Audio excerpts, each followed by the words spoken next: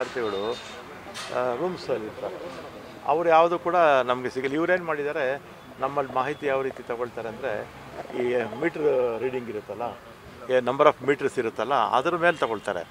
ಅದರಿಂದ ಏನಾಗುತ್ತೆ, ಬೆಂಗಳೂರಲ್ಲಿ ಜನಸಂಖ್ಯೆ ಜಾಸ್ತಿ ಇದ್ದರೂ ಕೂಡ ಅವರು ನಮ್ಮ ವೋಟರ್ಸ್ ಅಲ್ಲ, ನಮ್ಮ ರಾಜ್ಯಕ್ಕೆ ಬಹುತೇಕ. ಆಮೇಲೆ ಎಂಪ್ಲಾಯೀಸು ನಮ್ಮಲ್ಲಿ ವೆಸ್ಟ್ ಬೆಂಗಾಲ್ನವರು ಸುಮಾರು, ನಾನು ಮೊನ್ನೆ ಒಂದು 10 ಕಡೆ ಹೋಗಿದ್ದೆ, ಯಾವುದು ಈ ದುರ್ಗಾ ಪೂಜೆಗೆ. ಅದರಲ್ಲಿ ಭಾಳಷ್ಟು ಜನ ಸೆಟ್ಲು ಆಗಿದ್ದಾರೆ, ಭಾಳಷ್ಟು ಜನ ಆಗೂ ಇಲ್ಲ. ಆಮೇಲೆ ಒರಿಸ್ಸಾದವ್ರು ಜಾಸ್ತಿ ಇದ್ದಾರೆ, ಆಮೇಲೆ ಮಿಜೋರಾಮು ಆ ಕಡೆ ಎಲ್ಲ ಇದೆಯಲ್ಲ, ಅಸ್ಸಾಮು ಅದೆಲ್ಲ ಒಂದು 7-8 ರಾಜ್ಯಗಳಿದೆಯಲ್ಲ, ಅವರಲ್ಲೂ ಸಾಕಷ್ಟು ಜನ ಇದ್ದಾರೆ.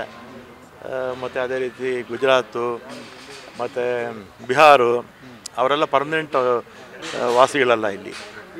ಬೆಂಗಳೂರಲ್ಲಿ ಎಷ್ಟು ಪರ್ಸೆಂಟೇಜ್ ಆಗಿದೆ ಸರ್ ಪ್ರೆಸೆಂಟ್? ಈಗ 50% ಆಗಿದೆ ಸರ್. ಅದು 90% ರೀಚ್ ಆಗಬೇಕು ಅಂತ. 90%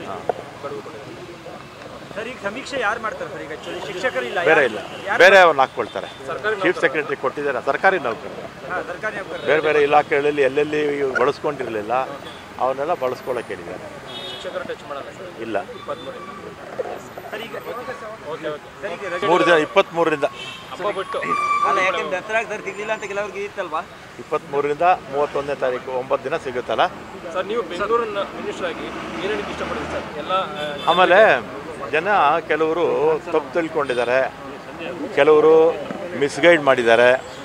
ಈಗ ಉದಾಹರಣೆಗೆ ಇವರು ಯಾರು ನಮ್ಮ ಕೇಂದ್ರದ ಮಂತ್ರಿಗಳಿದ್ದಾರಲ್ಲ, ಹುಬ್ಳಿಯವರು ಜೋಶಿಯವರು, ನೀವು ಮಾಹಿತಿ ಕೊಡಬೇಡಿ, ನಾನು ಕೊಡಲ್ಲ ಅಂತ ಹೇಳ್ತಾರೆ. ತೇಜಸ್ವಿ ಸೂರ್ಯ ಅವರು, ಆಮೇಲೆ ಅಲ್ಲ ಎಲ್ಲರಿಗೂ ಗೊತ್ತಾ, ಅದೇನು ಪಬ್ಲಿಕ್ ಡಾಕ್ಯುಮೆಂಟ್ ಅಲ್ವಾ. ಆಮೇಲೆ ಸುಧಾಮೂರ್ತಿಯವರು, ಇವರೆಲ್ಲ ಕೂಡ ನಾವು ಮಾಹಿತಿ ಕೊಡಲ್ಲ ಅಂತ ಹೇಳಿದ್ದಾರೆ.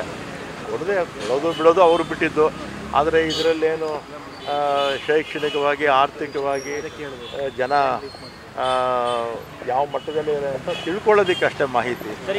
ಆದರೆ ಕೆಲವರು ತಪ್ಪು ತಿಳ್ಕೊಂಡಿದ್ದೇನೋ, ಇನ್ಕಮ್ ಟ್ಯಾಕ್ಸು ಅದು ಇದು ತಪ್ಪು ತಿಳ್ಕೊಂಡು ಆ ರೀತಿ ಮಿಸ್ಗೈಡ್ ಮಾಡ್ತಾ ಇದ್ದಾರೆ. ಸರ್, ಈಗ ಒಂದು ಸುಧಾಮೂರ್ತಿ ಅವ್ರದ್ದು ಅವ್ರು ಏನು ಬರ್ಕೊಟ್ಟಿದ್ರಲ್ವ, ನಾನು ಸಮೀಕ್ಷೆ ಭಾಗಿಯಾಗಲ್ಲ ಅಂತ, ಅದು ಹೇಗೆ ಲೀಕ್ ಆಯಿತು ಅಂತ ಅಶೋಕ್ ಅವ್ರು ಇರ್ಬೋದು, ಸುರೇಶ್ ಕುಮಾರ್ ಇರ್ಬೋದು, ಇವರೆಲ್ಲರೂ ಕೂಡ ಕೇಳ್ತಾ ಇದ್ದಾರೆ. ಅದೇನು ಸುರೇಶ್ ಕುಮಾರು, ಅಶೋಕ್ ಅವರಿಗೆ ಈಗ ಅದೇನು ಸೀಕ್ರೆಟ್ ಡಾಕ್ಯುಮೆಂಟ್ ಅದು?